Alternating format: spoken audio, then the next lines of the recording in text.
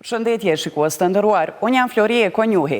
Për të informuar për lajmet më të reja nga vendi, rajoni dhe bota, ju mund të na ndiqni edhe në kanalin zyrtar të Koha Vizionit në YouTube. Mos harroni, klikoni butonin subscribe.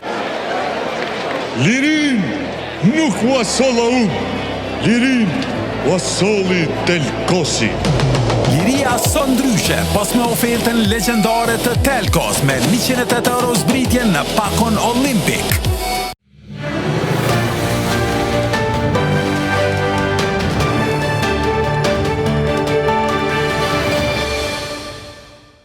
Përshëndetje të nderuar shikues.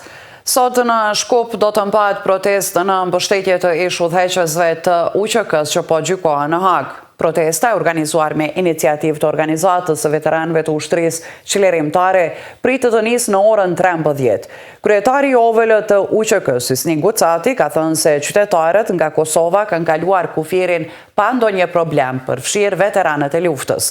Thirrja e protestës pati nxitur debate në Maqedoninë e Veriut. Kryeministri i Maqedonas, Hristijan Mickoski, nuk i ka dhënë mbështetje protestës, duke e cilësuar atë si lëvizje të gabuar politike. Në OVL të UÇK-s, deklaratën e tij e kanë vlerësuar si përpjekje për tension të panevojshëm. Protesta në mbështetje të ish udhëheqësve të UÇK-s janë mbajtur edhe në Prishtinë, Tiranë, Hag edhe në Strasburg.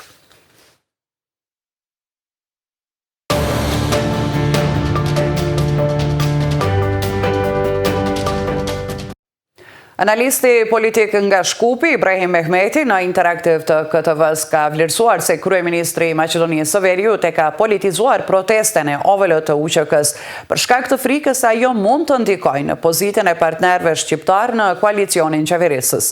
Sipas Mehmetit, protesta përfaqëson një ngjarje me rëndësi të veçantë për shqiptarët dhe nuk është dashur të futet në kontekstin e politikës ditore. Ai theksoi se reagimet fillestare të partive shqiptare në pushtet, të cilat e kishin cilësuar protestën si të panevojshme, ishin negative, por më pas qëndrimet e tyre kanë ndryshuar.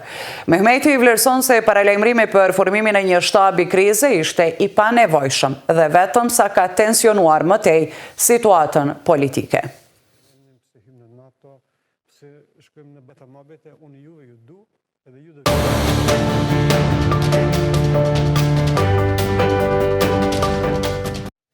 Policia e Kosovës ka njoftuar se ushtrimi i përbashkët në shkallë të gjerë me ambasadën e Shteteve të Bashkuara të Amerikës është realizuar me sukses të plot.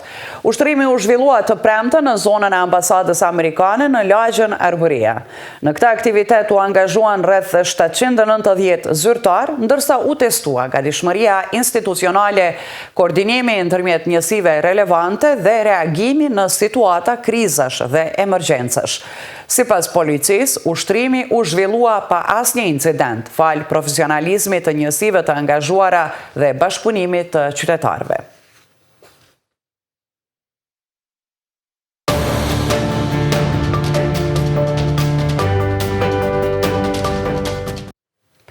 Një person është arrestuar në fshatin Mazget të Obiliqit për armbajtje pa leje dhe prezantim të rrem si person zyrtar. Sipas policisë, i dyshuari është ndaluar gjatë drejtimit të një veture me targa vendore, ku gjatë kontrollit i është gjetur dhe konfiskuar një pistolet me 8 fishek.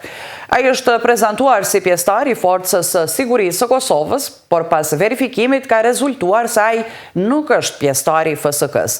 Me urdhër të prokurorit, i dyshuari pas intervistimit është liruar në procedurë të rregullt.